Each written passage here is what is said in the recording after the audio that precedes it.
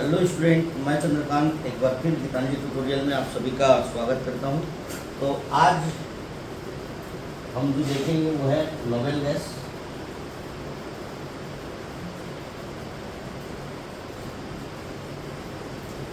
उसको inert gas भी कहते हैं, अक्रिय गैस, इसको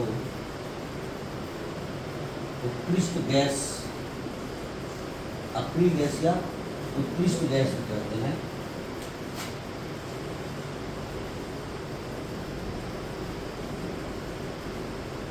नॉन रिएक्टिव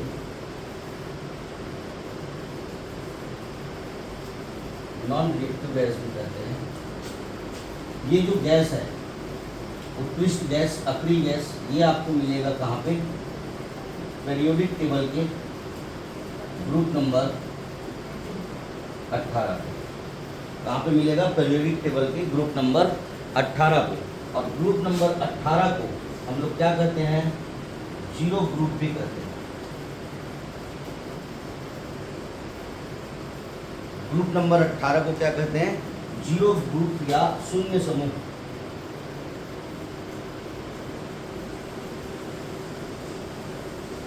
तो जितने भी नोबेल गैस हैं वो हमको कहाँ पे मिलेंगे? जीरो ग्रुप या शून्य समूह पर मिलेंगे। अब इसको जीरो ग्रुप या नॉन रिएक्टिव गैस क्यों कहते हैं? क्योंकि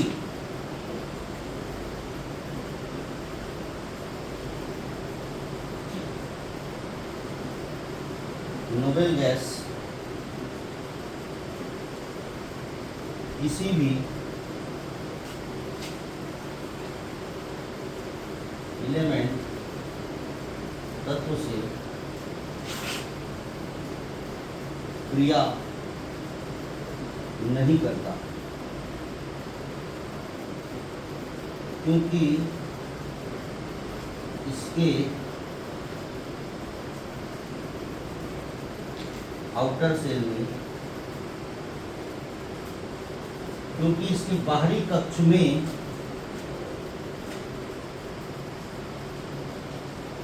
इलेक्ट्रॉन, मुक्त इलेक्ट्रॉन, फ्री इलेक्ट्रॉन, मुक्त इलेक्ट्रॉन की संख्या शून्य होती है। इसीलिए इसको क्या कहा जाता है? जीरो ग्रुप कहा जाता है। यह गैस ऑक्टेन रूल्स को फॉलो करता है, अर्थात अष्टक नियम की पूर्ति करता है। अष्टक नियम को पूरा करता है, अर्थात outer cell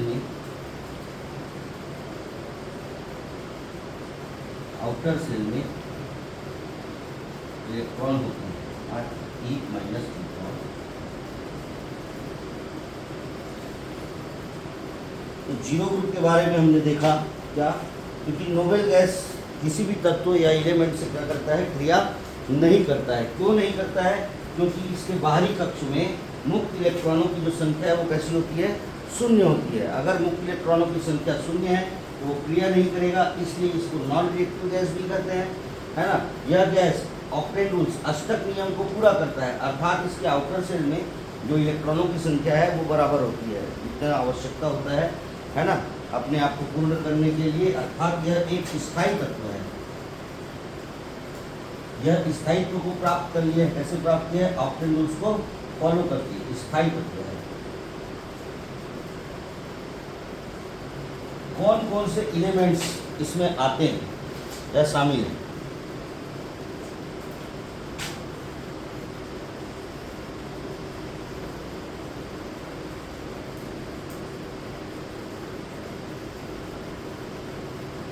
helium, neon, argon, krypton, xenon, radon, cognition. तो ये सभी एलिमेंट्स जो हैं वो आपके अक्रिय गैस या उत्तरी गैस, उत्कृष्ट गैस में आते हैं, है ना। पहला है आपका helium, neon, argon, krypton, xenon, radon, magnesium.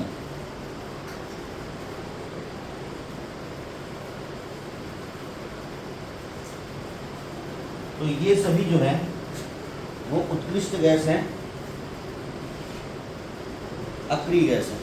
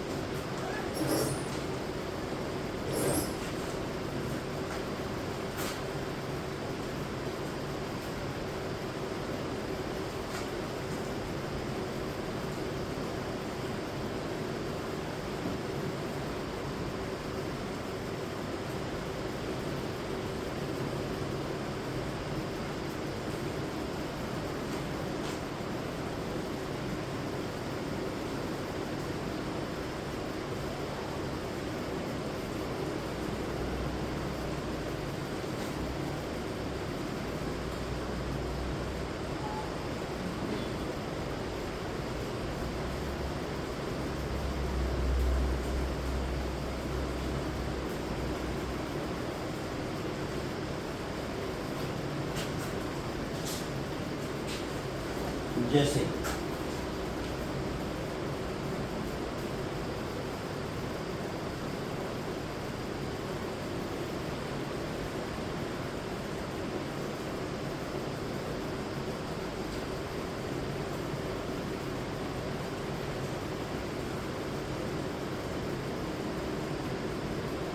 ये भू प्रॉपर्टी है, अर्थ क्रस्ट है।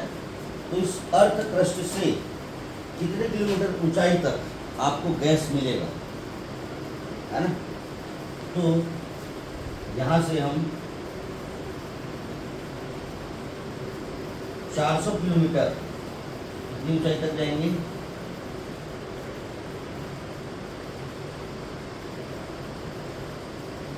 400 किलोमीटर की ऊंचाई तक जाएंगे तो हमको क्या मिलेगा, गैस मिलेगा।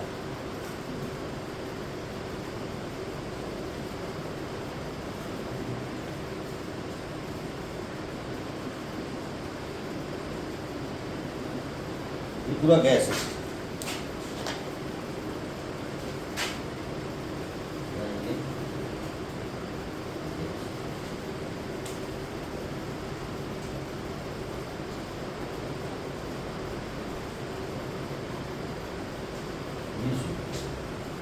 तो इसमें ये जो गैस है ना, सर्वाधिक जो गैस है एटमॉस्फेयर में, वातावरण में, वो कौन सा है आपका, N2 गैस।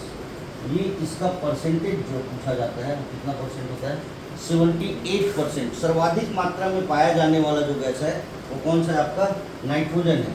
इसके बाद ऑक्सीजन पाया जाता है आपका 21% में। 21% में कौन सा गैस पाया जाता है, ऑक्सीजन, O2 पाया जाता है। और बच गया जो 1%,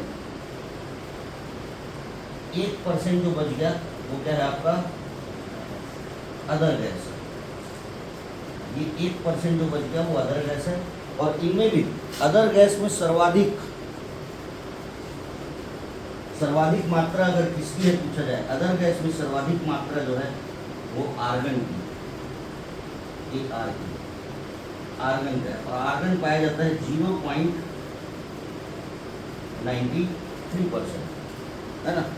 अदर गैस में जो 1% गैस है उसमें सर्वाधिक मात्रा में जो गैस पाया जाता है वो कौन सा है, आर्गन है। और आर्गन जो है वो 0.93% पाया जाता है 1% में से। और आर्गन ही क्या है आपका सबसे ज़्यादा अक्रिय गैस।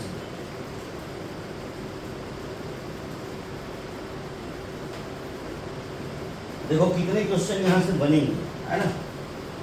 आपने पढ़ा है क्या, हाइड्रोजन H2। इसके बारे में मैंने बताया है कि हाइड्रोजन सबसे हल्की गैस है ना। और क्या बताया हूँ, हीलियम, हीलियम क्या है, सबसे हल्की अक्रिय गैस है, अक्रिय गैसों में सबसे हल्की है ना। तो हीलियम अभी हम यहाँ पे देख रहे हैं, तो हीलियम का डेंसिटी घनत्व, हीलियम का डेंसिटी घनत्व है ना कम होने के कारण, हीलियम का घनत्व कम होने के कारण ये यहाँ से निकलकर, मतलब एटमॉस्फेयर वातावरण से निकलकर कहाँ चले जाता है, सन सरफेस में चले जाता है। ठीक है, हीलियम का डेंसिटी घनत्व बहुत कम होने के कारण अदर गैसों की अपेक्षा,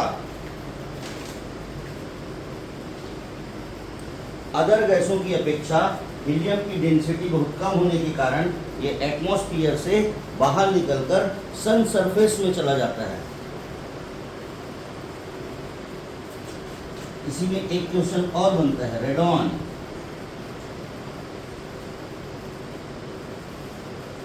है ना। रेडॉन, रेडॉन के बारे में क्या जानकारी लेना है आपको, रेडॉन का डेंसिटी सर्वाधिक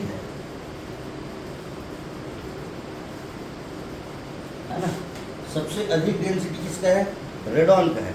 रेडॉन की डेंसिटी अधिक होने के कारण ये जो है एटमॉस्फेयर से कहाँ पे चला आता है, भू प्रॉपर्टी पर चले आता है ना। मतलब रेडॉन आपको कहाँ मिलेगा, अर्थ क्रस्ट में मिलेगा, भू प्रॉपर्टी में रेडॉन मिलेगा। क्यों मिलेगा, क्योंकि इसकी डेंसिटी कैसी है, अधिक है। डेंसिटी अधिक होने के कारण रेडॉन कहाँ पे चला आता है, एटमॉस्फेयर में चले जाता है। वैसी हीलियम की डेंसिटी कम होने के कारण हीलियम कहाँ पे चले जाता है, सन सरफेस में चला जाता है। अब आपसे क्वेश्चन बनेगा, इनमें से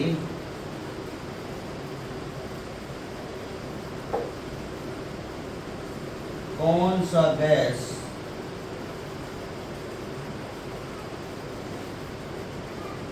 एटमॉस्फेयर में, वातावरण में नहीं पाया जाता।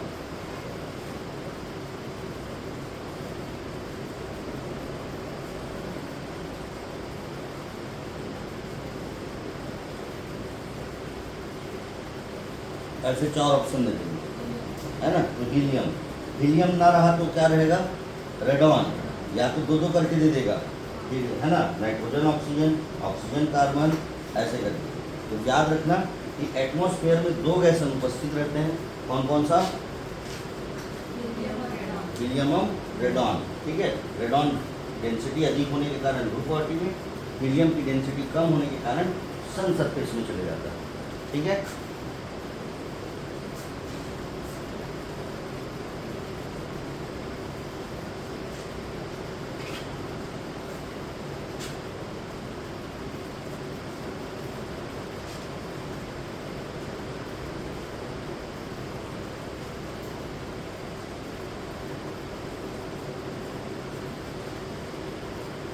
ये जो नोबेल गैस है ना, ये भी क्वेश्चन बना है। नोबेल गैस एकल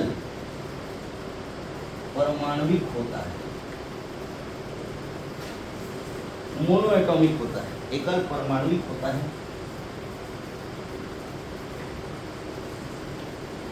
ठीक है, एकल परमाणविक मतलब जैसे CO2 है ना, H2, O2, He। उदाहरण दे रहा हूँ, आप कभी ऐसा देखे हो क्या, He2 हमेशा कैसा रहेगा, ये सिंगल रहेगा, एक परमाणु वाला ही रहेगा। इसमें आपको ऑक्सीजन के दो परमाणु दिख रहे, कार्बन के दो परमाणु, हाइड्रोजन के दो परमाणु, ऑक्सीजन के दो परमाणु, लेकिन कभी He2 लिखा जाएगा क्या, नहीं, है ना। ये सांकेतिक भाषा है, He, इसमें दो एलिमेंट्स नहीं, He हीलियम का क्या है, सांकेतिक भाषा है। ऐसा नहीं कि हीलियम का अलग और ई का अलग, है ना। ये एक सांकेतिक भाषा है, He, और हमेशा ये एकल परमाणुक होगा। आप इनमें से किसी को भी उठा के देखो, Ar2 कभी नहीं लिखा जाएगा, Ar2 कभी नहीं लिखा जाएगा, है ना, समझ गए ना। Xe2 कभी नहीं लिखा जाएगा, Re2 कभी नहीं लिखा जाएगा, Og2 कभी नहीं लिखा जाएगा। ये हमेशा कैसे होंगे, मोनो एटॉमिक होंगे, एकल परमाणुक होंगे। ठीक है, इतनी बात समझ में आई। तो यहाँ से इतने सारे क्वेश्चन बनेंगे, ठीक है। अब वापिस आते हैं अपन हीलियम।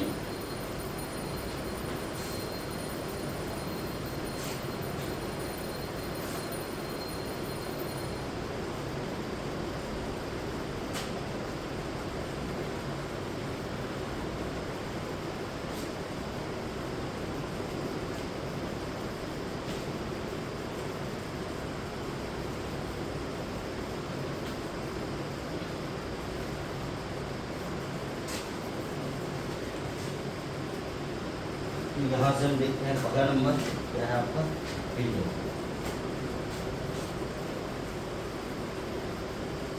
तो इसका पहला पॉइंट क्या हो जाएगा, सबसे हल्की अक्रिय गैस, ठीक है, सबसे हल्की अक्रिय गैस है हीलियम।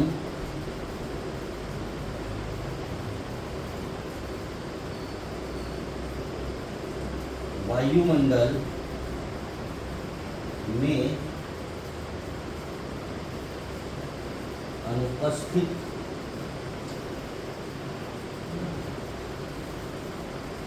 है ना, और इसका उपयोग, हीलियम का उपयोग एयर बैलून में किया जाए।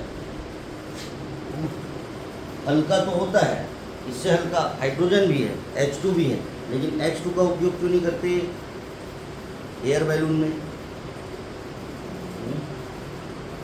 क्योंकि H2 जो है वो क्या है, ज्वलनशील है, आग लगने की संभावना है ना।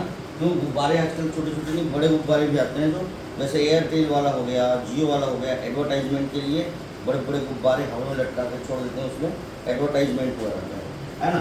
तो ज्वलनशील है, इसलिए हम लोग इसका उपयोग करते हैं एच का, अर्थात ये कैसा है, अज्वलनशील है, ठीक है। और एरोप्लेन, ये देखे थे कल, एरोप्लेन के टायरों में इसका उपयोग किया जाता है। और देखे थे क्या, गोताखोर लोग इसका उपयोग करते हैं, है ना। ऑक्सीजन सिलेंडर लेकर जाते हैं जिसमें क्या मिला रहता है, हीलियम मिला रहता है, कितना परसेंट, 15%। ऑक्सीजन कितना रहता है, 85%, है ना। इसके अलावा जिसको अस्थमा की बीमारी है ना, अस्थमा की बीमारी है, वो किसका उपयोग करता है, O2 का सिलेंडर उपयोग करता है ना, ऑक्सीजन का सिलेंडर उपयोग करता है ना जिसको अस्थमा। तो आजकल इसकी जगह पे क्या आ गया है, एक छोटा वाला इनहेलर, है ना। इसमें क्या होता है, O2 होता है और He होता है। तो इनहेलर में भी हीलियम मिला रहता है ना, गोताखोरों के में हीलियम मिला रहता है। He मिलाने का कारण क्या है, क्योंकि ये क्या है, रक्त में अघुलनशील है,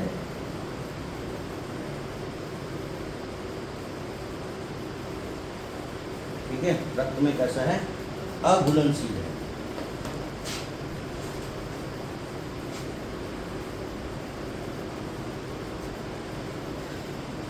हीलियम के समस्थानिक देखे थे 1H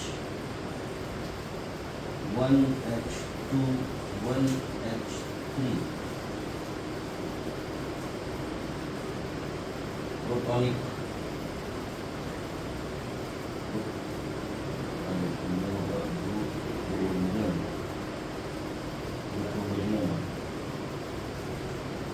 प्रोटॉनिक भी बोल सकते हैं।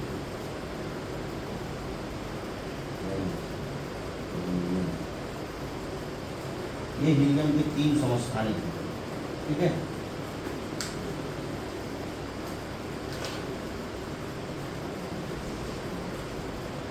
अब देखेंगे क्या, सेकंड नंबर नियॉन। अरे हाँ, हाइड्रोजन लिखा, हाइड्रोजन सॉरी हीलियम देख रहे थे। हाइड्रोजन को दिया। अब देखेंगे नियॉन, ठीक है। सेकेंड नंबर है क्या, नियॉन।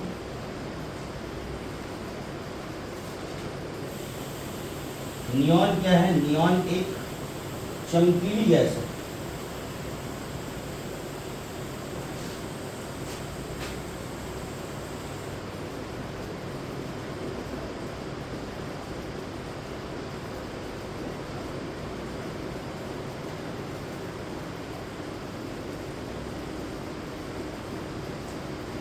नियॉन एक चमकीली गैस है, इसलिए इसका उपयोग डेंजर का जो सिग्नल होता है, खतरे के निशान,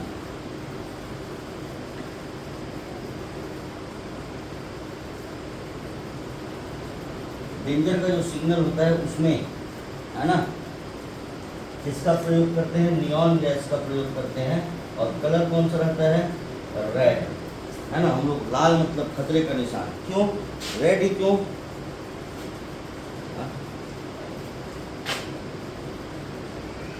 नहीं आ रहा है?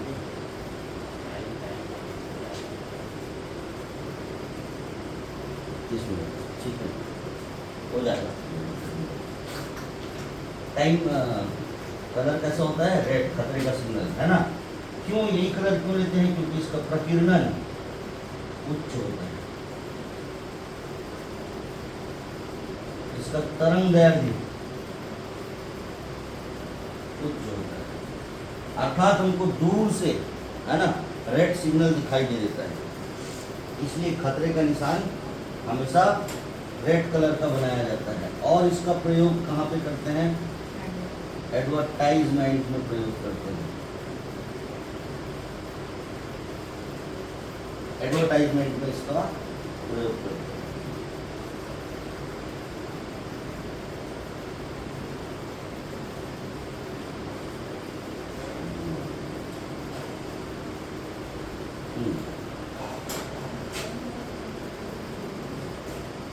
इसका उपयोग ट्यूबलाइट, जो पुराने ट्यूबलाइट आ रखे हैं, है ना, fluorescent tube,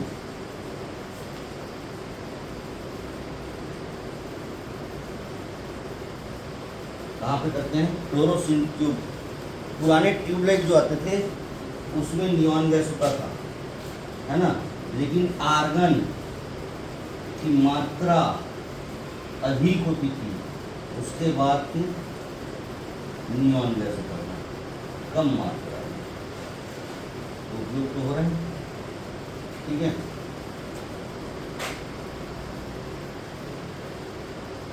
बिकेन्स light,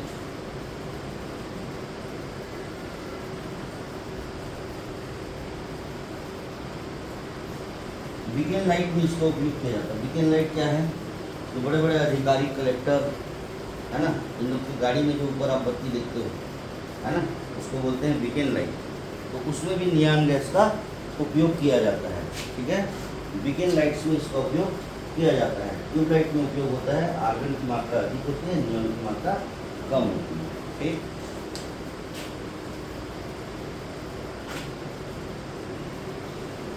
krypton,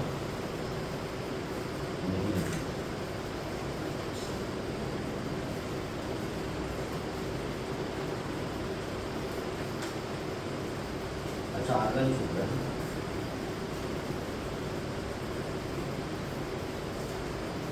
argon, तो आर्गन का पहले तो देख लीजिए क्या, फ्लोरोसेंट ट्यूब में, है ना, फ्लोरोसेंट ट्यूब में आर्गन का उपयोग हो रहा है। और आर्गन का और क्या उपयोग है,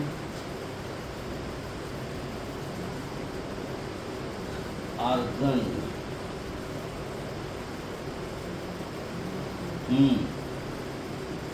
आर्गन क्या है, सबसे ज्यादा पतली गैस है ना। एटमॉस्फेयर में, वायुमंडल में सर्वाधिक मात्रा में पाया जाने वाला अक्रिय गैस है। गैस में कितने वायुमंडल में ज्यादा पाया जाने वाला अक्रिय गैस है।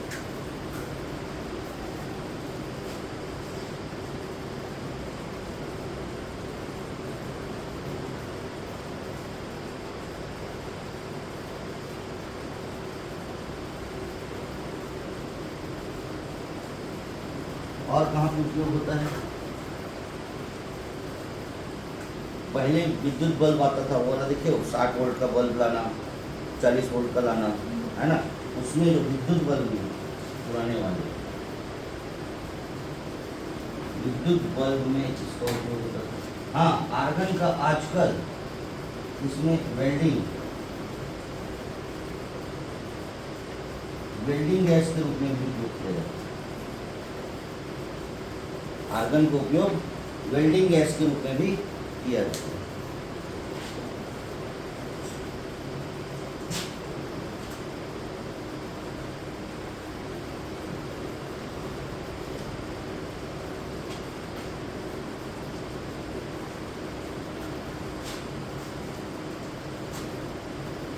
अब आ गए अपन KR क्रिप्टॉन। क्रिप्टॉन का उपयोग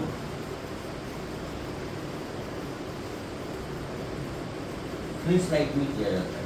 आजकल जो मोबाइल के कैमरे हो गए, है ना, कैमरा हो गया, डिजिटल कैमरा हो गया, इसमें जो फ्लैश लाइट होता है, फोटो खींचते समय एक फ्लैश पड़ता है ना, तो उन फ्लैश लाइट में क्रिप्टॉन गैस का उपयोग किया जाता है। क्रिप्टॉन का उपयोग किया जाता है ना। ये क्या करता है, कोई चीज़ अगर ब्लैक है उसको भी लाइटनेस करके दिखा देता है। आप अंधेरे में फोटो खींचोगे आजकल तो कैसा आता है ना, एक लाइट की फ्लैश लाइट पड़ेगा तो कैसा आएगा? क्यों? इसकी डेंसिटी अधिक होती है, घनत्व अधिक होता है। लेकिन आजकल क्रिप्टॉन की जगह इसका उपयोग ज़्यादा हो रहा है फ्लैश लाइट में जिनॉन, ठीक है, जिनॉन का उपयोग ज़्यादा। लिखो तुम बताता हूँ।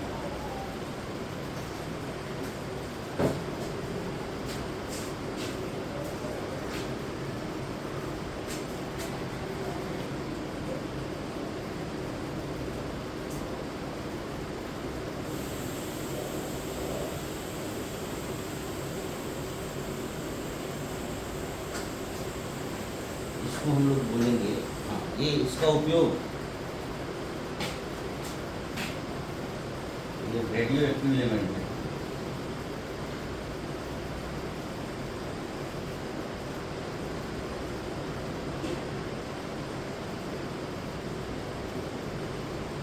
एक्सरे मशीन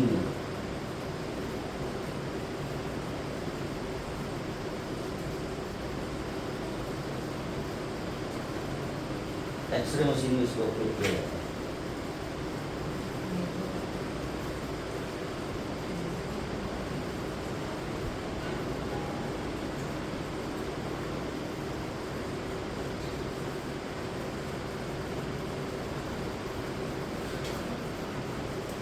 इसे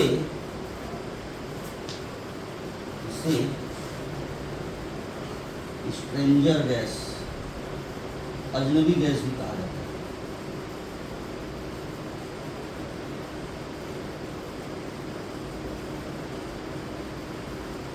एनेस्थेसिया, बेहोशी के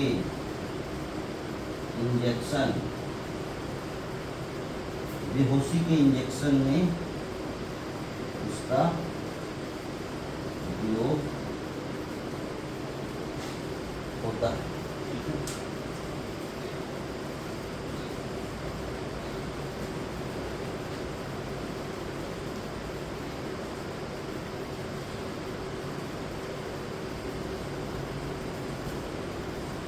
अभी हम लोग क्या पढ़े कि ये पूरे जो गैस हैं वो कैसे हैं, क्रियाशील नहीं है। अब क्रियाशील है लेकिन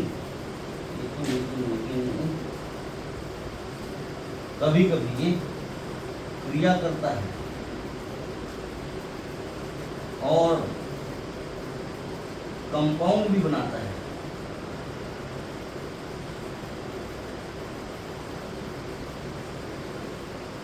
ठीक है, क्या करता है, क्रिया भी करता है, कंपाउंड भी बनाता है। जैसे XeF2, XeF4, XeF6, XeO2, ऐसे क्रिया करता है ना। यह मतलब जीनोन केवल दो एलिमेंट्स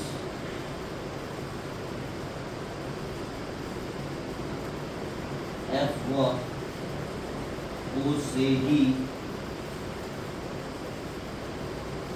क्रिया करता है और कंपाउंड बनाता है। अदरवाइज किसी भी दूसरे से तीसरे एलिमेंट से क्रिया नहीं करता, केवल F और O से ही क्रिया करता है। ठीक है।